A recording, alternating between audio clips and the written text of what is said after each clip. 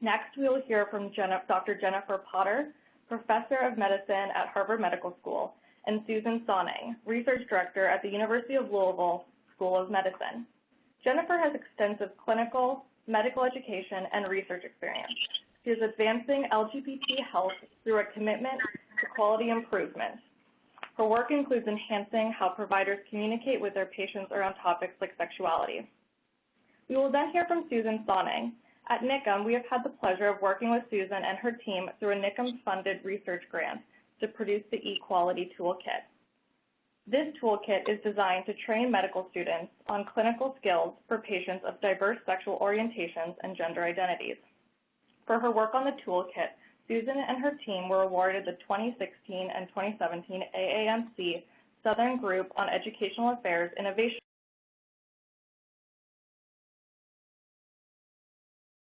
Award for Outstanding Innovation in Medical Education, and the Organizational Institution Leadership Award at the 2019 LGBT Health Workforce Conference. We are so pleased that both of these leaders could be with us today to share their efforts to advance LGBT health through medical school education. I'll start by turning it over to Jennifer. Thank you very much, and good afternoon and good morning to everyone. It's a pleasure to be able to join this webinar with all of you today. As Alex and our introducers explained, we are going to be focusing on the role of the medical education community in addressing sexual and gender minority health disparities.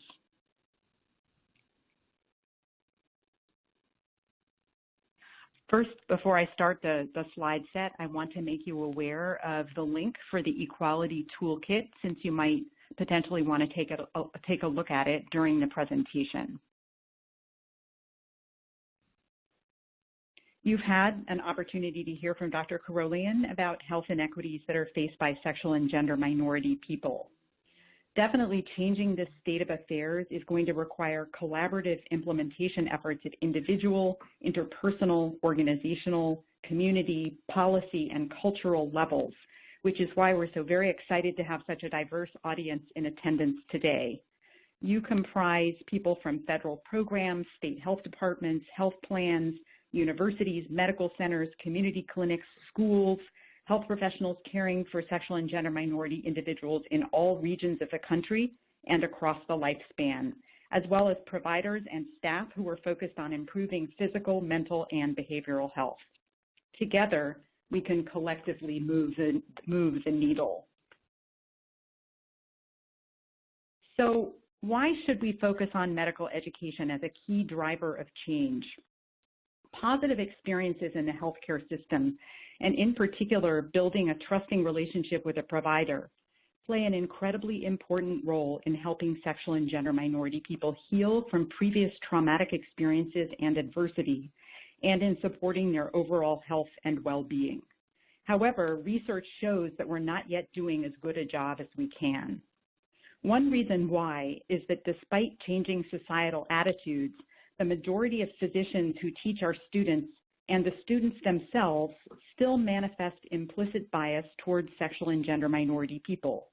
And in addition, significant gaps remain in their knowledge and skills about sexual and gender minority people's healthcare needs. This shouldn't surprise us, considering findings of a study published in 2010, which showed that the average amount of time dedicated to teaching LGBTQ+ related content in North American medical schools was only 5 hours across all 4 years of undergraduate training. This situation may be somewhat improved now, but no new study has yet been undertaken to gauge our progress. Besides time spent on these topics in the curriculum, another important factor is that faculty are not uniformly knowledgeable or comfortable delivering key content about sexual and gender minority health. In recognition of these facts, the American Association of Medical Colleges published a roadmap for medical educators in 2014, and this cover is pictured on the right. This roadmap outlines the competencies that medical students should achieve by the time of graduation, along with suggestions for how to integrate curricular content to close knowledge and skills gaps. Through trial and error, we have learned that there are some key things we need to consider when developing and implementing sexual and gender minority health curricula. For a long time, the research community has known that it's crucial to involve community members in all phases of population health research. Without doing that, we can't be sure that we will address the right issues in the right way and draw the right conclusions. The same is true when we're teaching medical students about sexual and gender minority health. We have to involve community members in the development and rollout of the curriculum. Involvement of community members has another important benefit.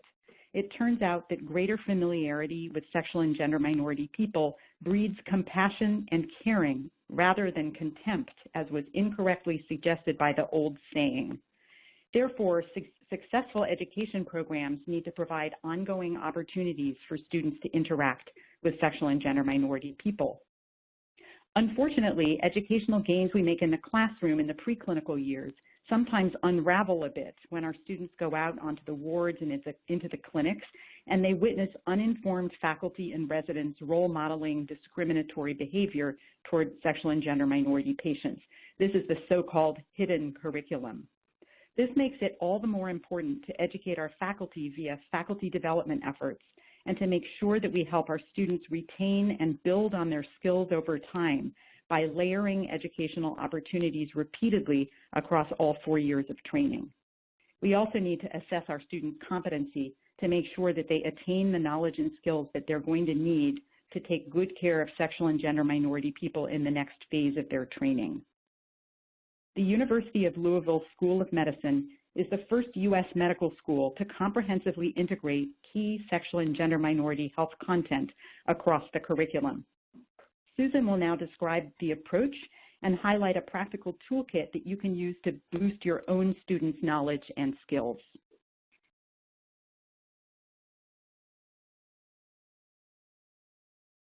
Thank you, Jenny.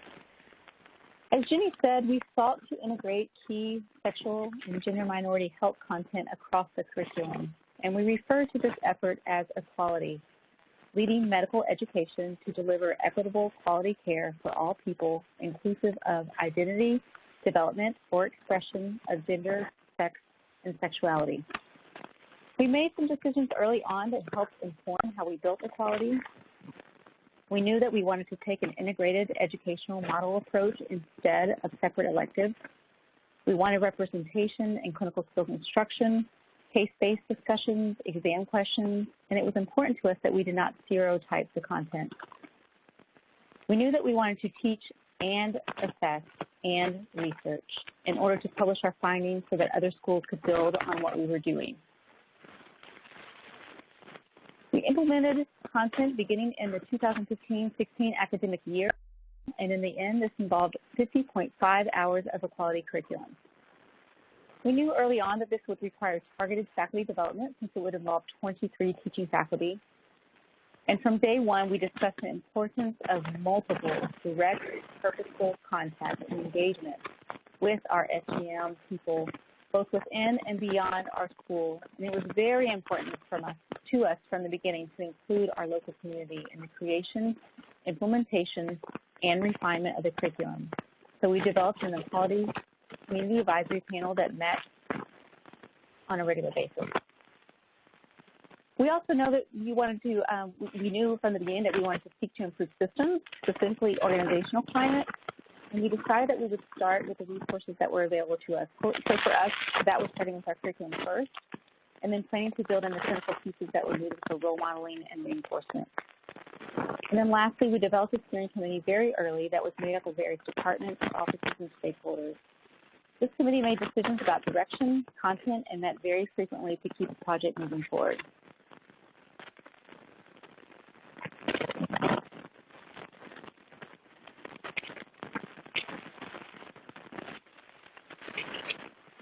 So we get lots of questions about how did you do this? And again, I'd like to refer everyone back to the Medical Science Educator publication that Jenny discussed. This is really a how we built it type of publication. It's really worth downloading if you're listening and you're in the medical education community, and if you're interested in building this content, because it really has the very minute details that we will not be able to get to today.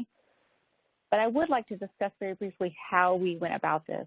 And our first step was bringing together our key advocates. So really starting with our champions.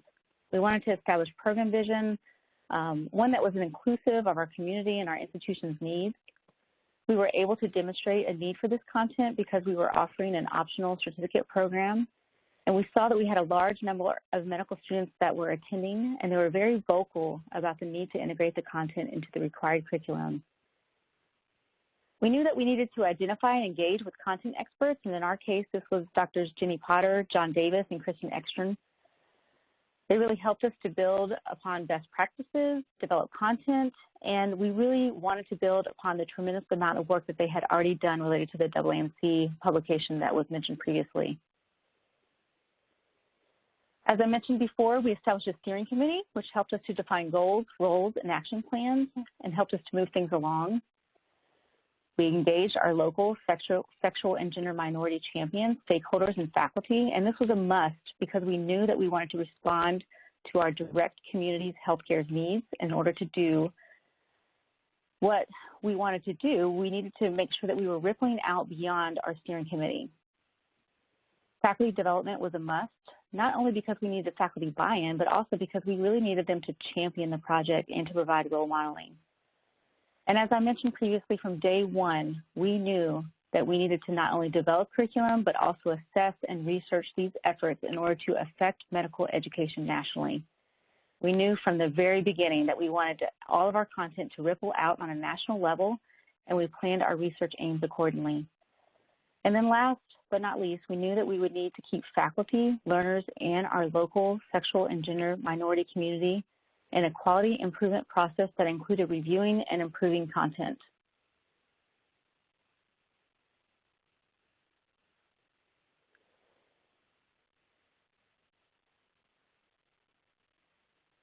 So I'm not going to go over in detail this table, but I did want to include it for those of you who are listening from the medical education community. This is from the publication that was referenced earlier. We often get a lot of questions about exactly what we taught, when we taught it, where we taught it, how many hours of content it counted for, how it was assessed. So if you are in a medical education, you will be interested in this table and definitely downloading this publication.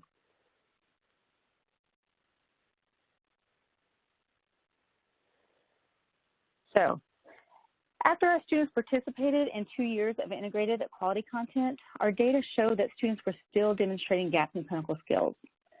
So we sought funding from NIHCCM to develop the Equality Toolkit, which is a concise clinical skills manual that was written with medical students in mind. But it's really for all physicians to improve their skill sets. We sought not only to teach the Equality Toolkit to our students, but also to evaluate its outcomes. And this is a snapshot overview of what the toolkit includes. There's a section on inclusive communication, gender-affirming care, preventative care, social determinants of health, and sensitive physical exams. And now Jenny is going to talk about some of the detailed clinical skills content that is included in the toolkit. Thank you, Susan. As we've heard, inclusive communication is crucial in medicine, and here you see a table from the toolkit showing introductory questions students can easily learn to ask to affirm their sexual and gender minority patients' identities. These include simple questions about the name a patient goes by, which for trans and gender diverse patients may differ from the legal name that is entered in their chart. Also pictured here are questions about sex assigned at birth, gender identity, and gender pronouns. Learning this information is crucial to understand a person's gender, and using the right name and pronouns indicates recognition, respect, and affirms the person's gender. Overall, this affirmation helps to engage sexual and gender minority patients in care and gets the provider-patient relationship off to a good start. Continuing on, this table shows questions students can easily learn to ask in order to take an inclusive sexual history. These questions are important to ascertain risk for sexually transmitted infections and unintended pregnancy and set the stage for specific types of counseling and screening that patients may need. As you can see, the questions include specific ones about sex partners, sexual activities, and parts of the body a patient uses when they have sex. You'll also notice the question, if your sexual activities change, you may need additional screenings. This indicates recognition of the fact that sexual behavior is fluid over time, and it lets the patient know that the student is open to having more discussions in the future.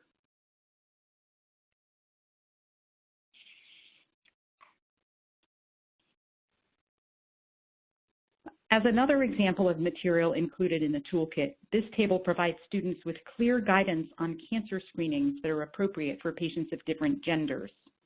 The major take-home message of this table, and the one I'll show you in a moment on the next slide, is that students should screen patients of the appropriate age who have the relevant anatomy present. This means, for example, that a transgender man who still has a cervix needs to have cervical cancer screening.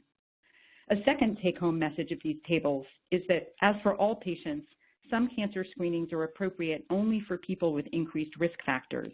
For example, anal pap testing may be appropriate for patients having receptive anal intercourse if follow-up after an abnormal anal pap test is available at the provider's institution or in their community. Similarly, low-dose chest CT scanning should be discussed with sexual and gender minority patients of the appropriate age group who have a 30-pack-year tobacco smoking history, who currently smoke or have quit in the past 15 years. This slide, as you can see, shows information for anal, breast, cervical, and colorectal cancer screening. And here you can see information for lung, oral, ovarian, prostate, skin, testicular, and endometrial or uterine cancer screening. All of these recommendations are evidence-based, which is an important feature of the toolkit in general.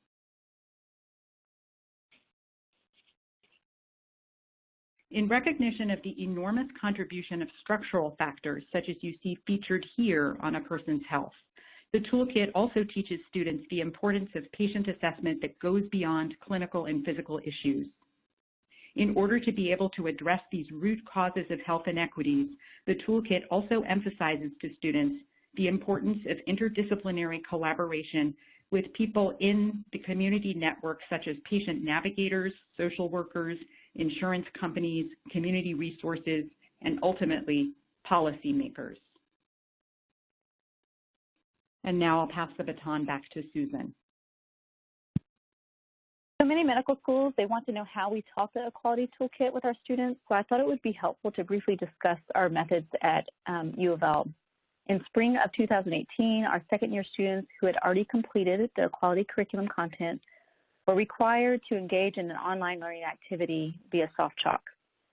And the goal for this activity was to really have students engage with the toolkit prior to an in-class session. Our second-year students were then required to participate in an in-class session that involved facilitated small groups of 12. We decided to use facilitators because this was really our first launch of the toolkit, and we wanted to be sure that the group stayed on task. In these small groups, there were 4 unique varying cases that required application of the clinical skills that they had previously learned in the toolkit. Students were asked to role play as a physician, patient, and observer, and they switched roles for each case. The goal for this activity was actual clinical skills practice and application. And then lastly, we had expert clinicians who debriefed the class as a whole to highlight important points of clinical care to answer any questions. We did gather pre-test and post-test feedback, and paired pre-test, post-test results showed significant improvement in clinical knowledge, and 93% of our students reported that the session changed their confidence caring for sexual and gender minority individuals.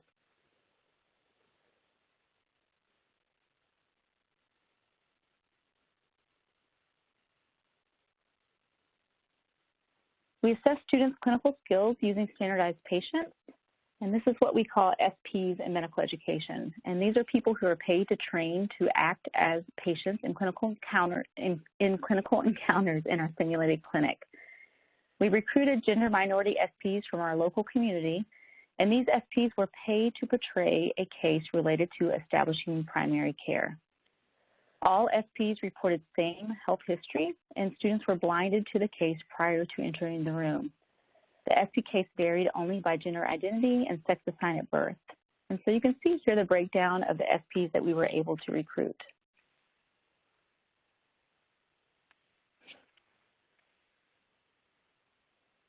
Our students were assessed using these assessment tools. One important thing to note We conducted this SP assessment the year prior, in 2017, with our second-year students who had not received the Equality Toolkit teaching session, but they had received 2 years of equality content. And this gave us a comparison group to help us understand the effects of the Equality Toolkit teaching session. We then conducted this SP assessment again with students who had received the Equality Toolkit teaching session. SPs used a checklist to assess students on their clinical skills after each encounter. Students completed a subjective, objective assessment and plan, or what we refer to as a SOAP note or a post-encounter note. And we also developed a CODA checklist for trained observers to rate students' clinical skills. Lastly, we asked students to provide feedback, perceptions, and treatment recommendations. So,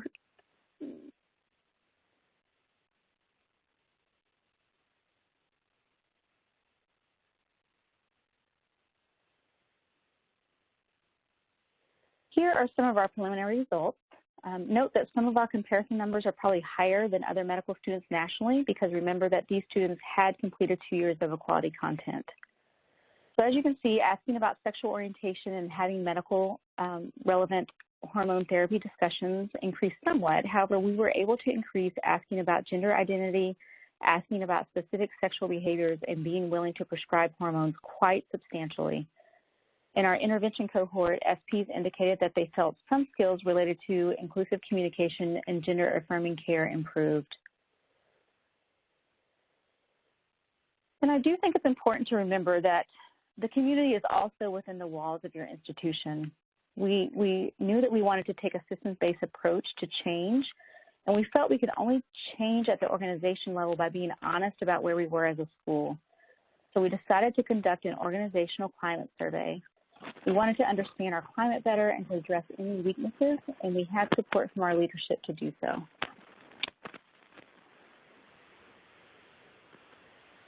So we were very transparent about what we found, and we made sure others at the school knew what our results were, and we were explicit about our actions for improvement. And these are examples of how we shared our results with others and our plans for improvement. So the first one has to do with developing and implementing bystander and upstander training to give individuals tools to interrupt insensitive comments. And then the second one has to do with conducting focus groups to better understand the needs of our faculty and staff and how to support them more. And here are some examples of ways that we decided to respond to our own data. First, we wanted people to feel comfortable disclosing, so we launched an ally campaign. We wanted to intervene in learning and clinical learning environment situations when microaggressions occur, so we conducted bystander upstander training. Students reported that they felt supported, but some of our faculty and staff reported less support, so we conducted focus groups and created interventions based on those results. And then finally, I can't emphasize enough the importance of faculty development.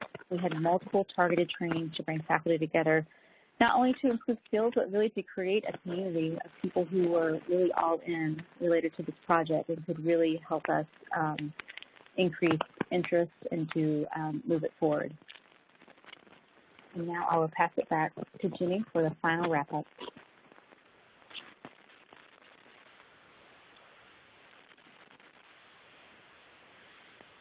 So actually, this is I do want to note that it's really important to think about ways in your physical environment that can be and show inclusivity. And so these are examples from our bathroom signs. We thought this was very important. There were other ways that we improved our physical environment as well, and I just want to make sure that people pay attention to that.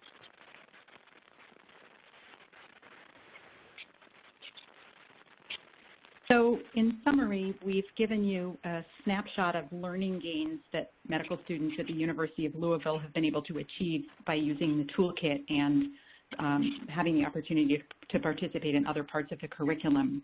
What we found in summary is that students apply inclusive clinical skills after comprehensive participation in a curriculum like this, that directly having the opportunity to practice the clinical skills can address gaps and make broad improvements. Our hope is that addressing training gaps will, down the line, decrease health inequities that are experienced by sexual and gender minority patients. And we do know that students need more opportunities to practice their skills over time in order for us to realize clinical impact. Here is a final slide of the resources that I mentioned at the beginning. First is a free open access resource showing the toolkit, and print copies are available as well.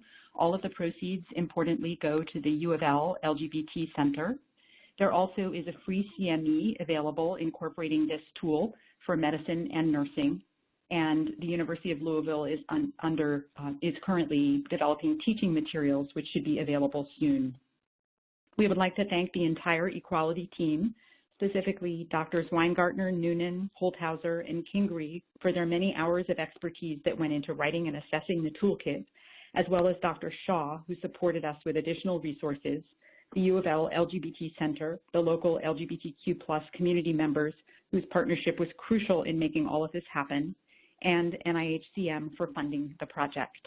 And now we'll turn back to the moderators so we can hear the next presentation. Thank you so much.